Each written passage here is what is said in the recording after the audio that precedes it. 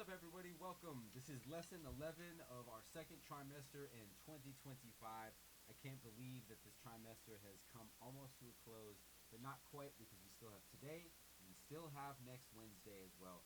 I'm here every single Wednesday at 4 p.m. and we bring you free lessons at that, for all levels and all ages, right here on the NGO Radio Terra's YouTube platform. So today we're going to be talking about the importance of counting and reading, and we're just going to be talking about some of these final fundamentals that we haven't really tapped into. Let me see something right now.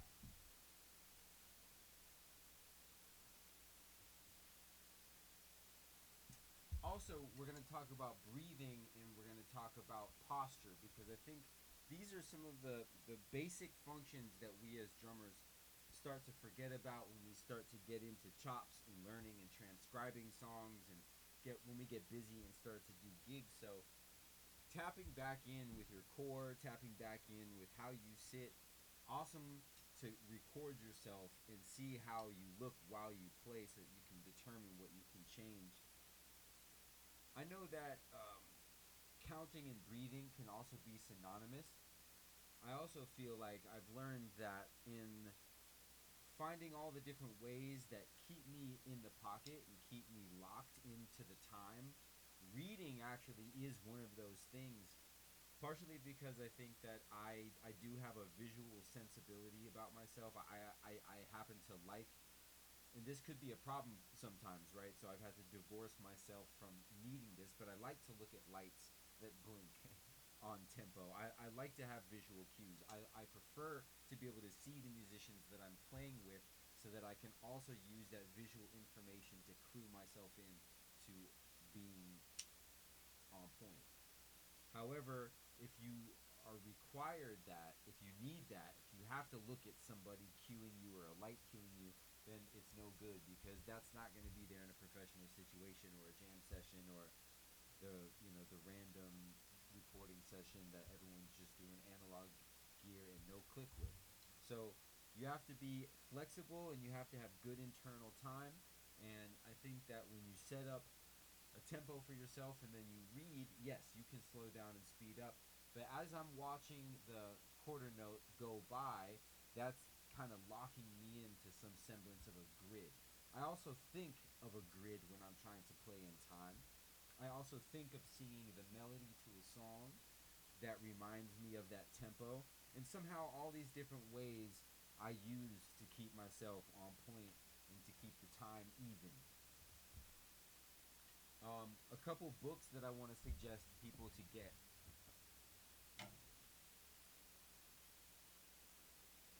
So one of them is a book that I don't have on hand right now, but it is called Syncopation by Ted Reed.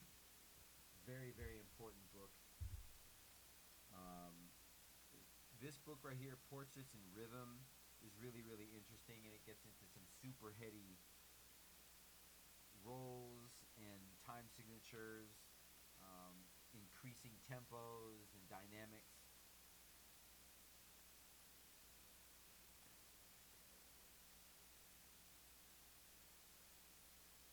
So this is pretty advanced stuff. This right here is an excerpt from a book called Bebop and Beyond, The Art of Bebop Drumming by John Riley. And this is a somewhat more advanced concept in the book. This is just comping, so using the jazz ride cymbal pattern and then playing these rhythms between your hand and your foot.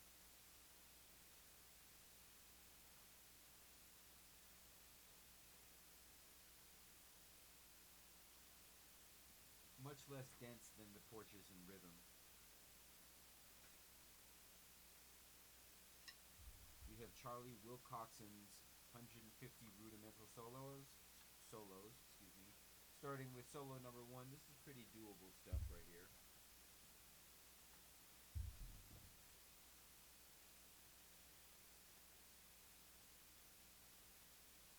Right? Cut times from 2-4 right there.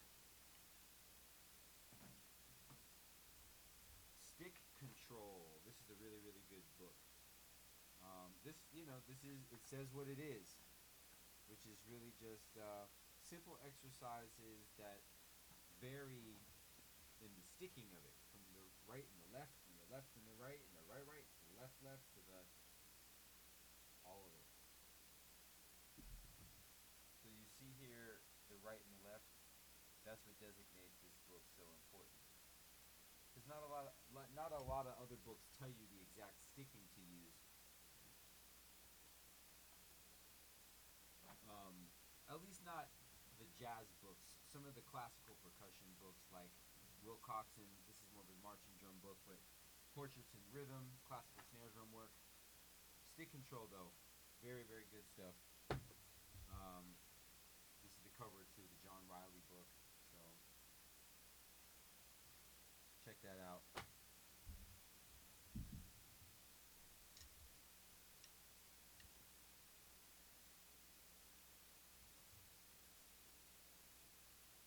So I'm gonna read through this right here, and let's see how it goes. I'm gonna use counting as well to help guide me through. One, two, one, two,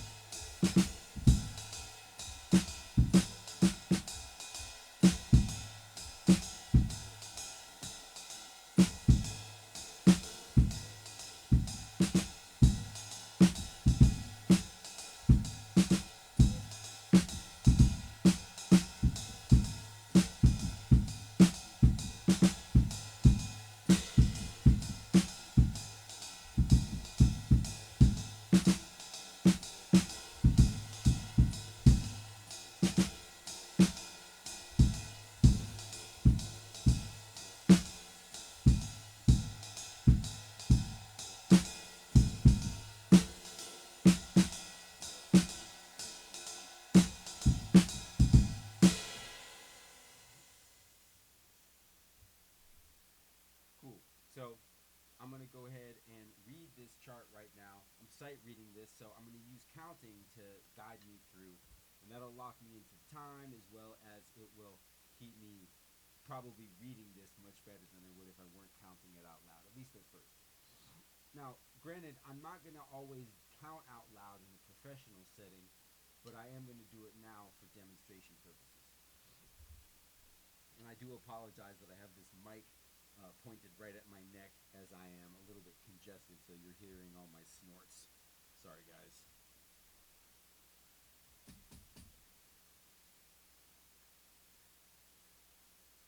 One, two, one, two, three, four.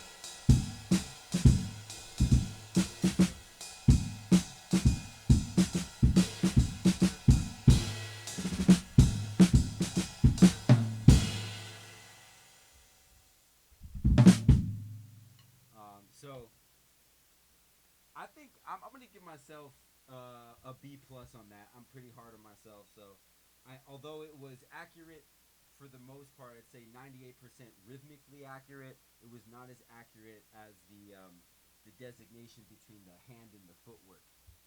But that's a really good exercise. Let's put on the click and then do it again.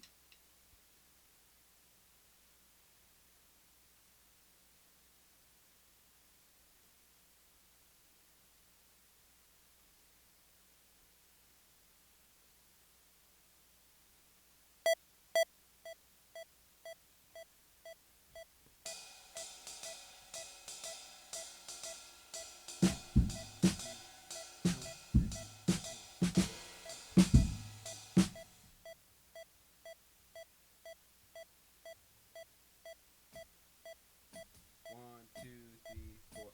One, two, one, two, three, four.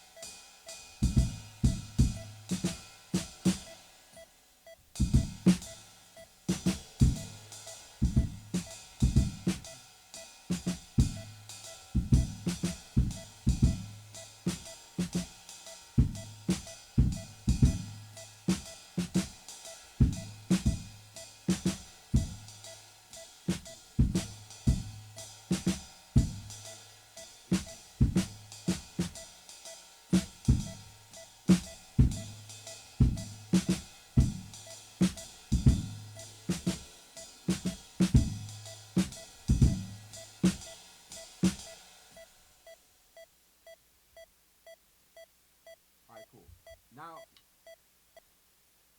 now let's put on the click and read it down again. This time I'm not going to count as much, but I'm still going to kind of like scat the rhythms as I play it. One, two, a one, two, three, four.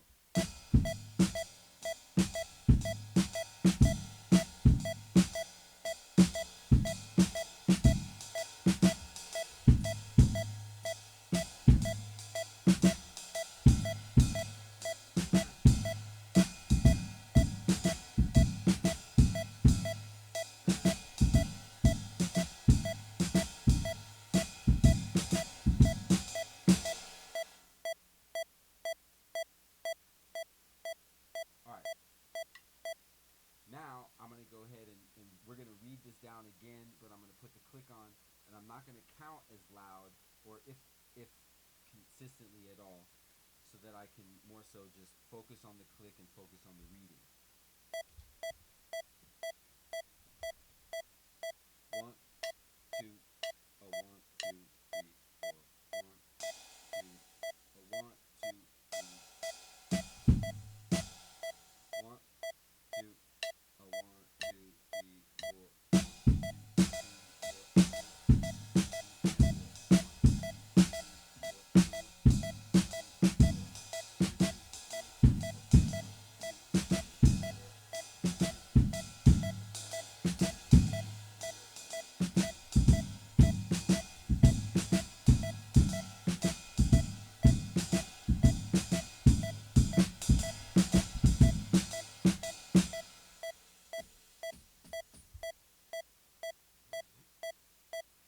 Woo, kicking my ass.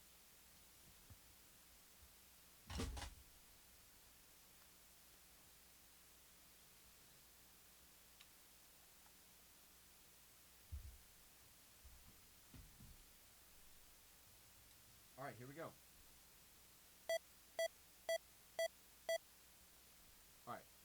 now I'm gonna read the same thing down, but I'm gonna put the click on, and I'm not gonna count as much because I don't need to necessarily with the click on, but I am gonna count a little bit and kind of scat and show you a little bit what I would do if I were humming along with myself. One, two,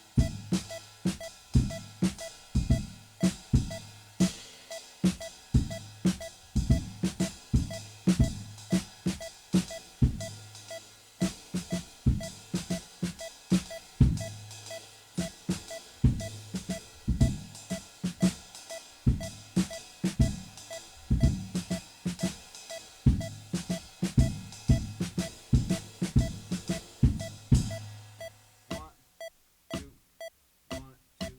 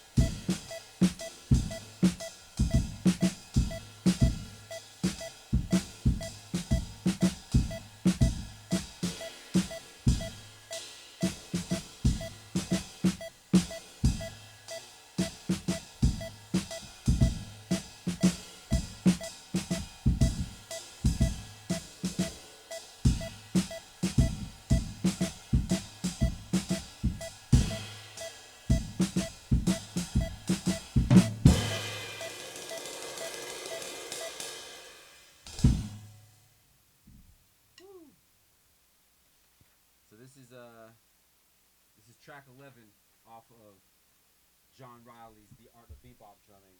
So look, that's just an example of what being able to play with a metronome, being able to play without a metronome, yet counting along and reading along can do for you.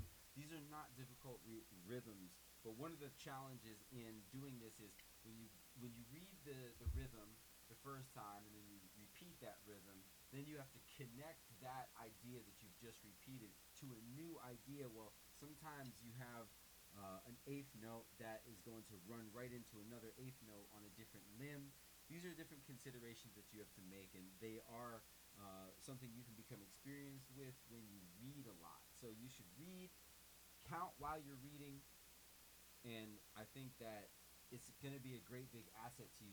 There's a big debate amongst musicians about whether or not it's more important to have a great ear or whether or not it's more important to have a great eye in reading. I think it's both. I think that I would emphasize listening and using, your ear as much as possible, and simultaneously know how to read, because then you can get gigs that require you to know how to read when other people won't be getting those gigs simply because they can't read, yet they're as good musicians as you. And that's how we have to make a living as musicians, is we have to know how to have a competitive edge in this world. And one of those ways to have a competitive edge is to have great ears, have a great sense of music theory, have a great sense of time, be able to read really well, show up on time, be easy to work with.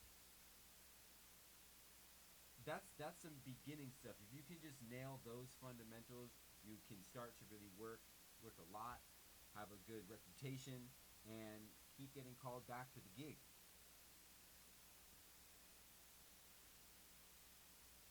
I want to talk a bit about posture. I realized that as I was playing, I continued to kind of like slump towards like this posture, and every time I realized that that's what I was doing, I would kind of bring myself up to here, and then eventually I would come back down to here. And it's this dance that I do.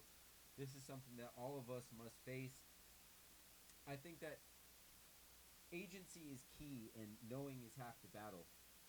When I see myself walking down the street hunched over, I realize that I need to stand up straighter and draw a line from the floor all the way through my body, through my crown, all the way to the outer space, regions of the universe. And that's how I walk tall, but I realize that gravity will take its toll, and then I will eventually start to slump again. And it's up to me to be aware of this and just do that dance and be reminded that, if I can have a comfortable, upright posture that isn't super rigid and tensing my shoulders and tensing my neck, yet keeps me in a much better position than down here, then I will try and do so. Just be aware of how you sit and tape your performances so that you can know what you look like when you play. It varies setup to setup. I have a different setup right now than I have in a long time. 3 SPDSs, an acoustic kick, multiple kick triggers, this drum, which is a sensory percussion drum. What else do I have here? I've got some pretty cool toys going on right now, but the most important thing is that I'm comfortable behind this kit. Um, what else? Breathing. I think that I could have done a better job of demonstrating breath work within the reading, but also when you're reading at a certain tempo and you must maintain that tempo, you have to start to find the breaths within the spaces at that given tempo, which might be a lot smaller the faster the song is. In which case, the faster the song gets, the more we resolve to a big one, right? Like when we count one, two, every 4, 2, 2, every 4, 3, 2, every 4, 4, 2. Every time I say 1, 2, 3, or 4, those are the downbeats. Those are the quarter notes, and those right are those are being emphasized. And the faster you get, 1, 2, 3, 4, 1, 2, 3, 4, 1, 2, 3, 4, 1, 2, 3, 4, 1, 2. Once you're counting at 1, 2, 3, 4, 1, 2, for something like this, like 1, 2, 3, 4, 1, 2, 3, 4, 1, 2, 3, 4. You're not going to want to do that for 10 minutes. So you're going to end up going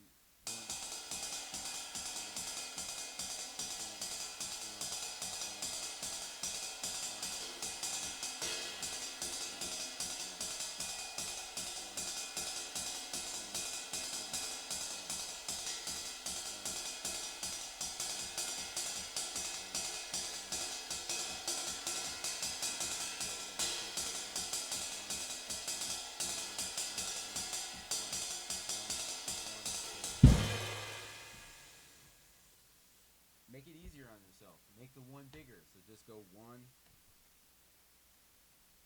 one. It's a philosophy and a way of life. And don't worry, you'll come to understand it. But trust me on this. It's the big one concept. And it'll come back around at some point. So we talked about reading, sight reading. We talked about playing with the click. We talked about breathing. We talked about posture. We talked about the importance of counting when we're reading.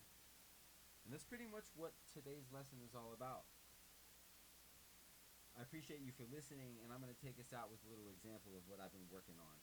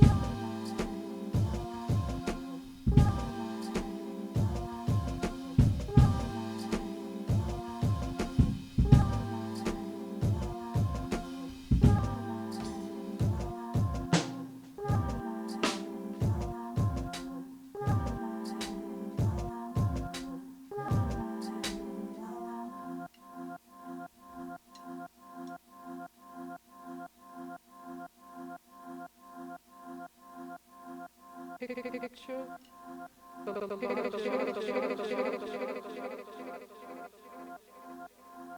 picture.